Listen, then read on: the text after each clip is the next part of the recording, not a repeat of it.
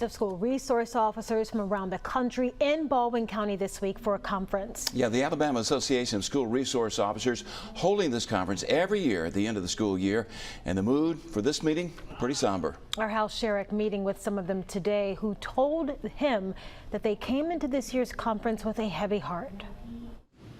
The week-long conference is happening just a couple weeks after the mass school shooting in Uvalde, Texas. It takes a special kind of person to work as a school resource officer, and all were shaken by that tragedy.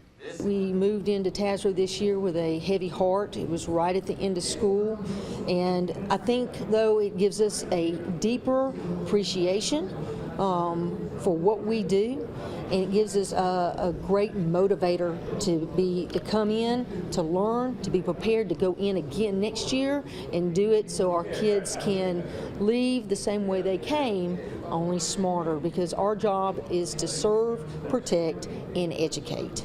Tazewell's conference is being held at the Orange Beach Event Center at the Wharf.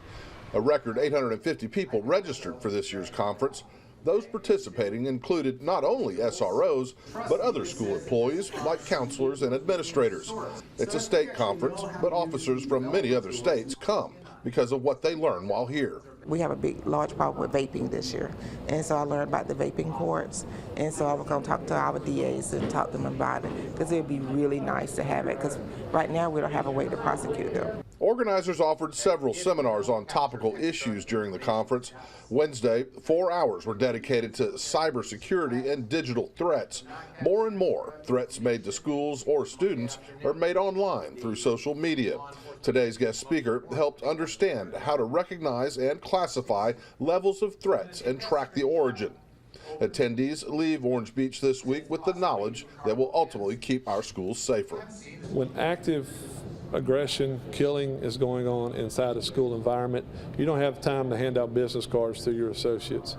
Whoever shows up on that scene, whether it be a municipal officer or a federal officer or whatever, needs to understand and have a plan in place, which is what we have. That's why we train, to be able to formulate as a group and go address that threat right then, that moment, to stop the killing.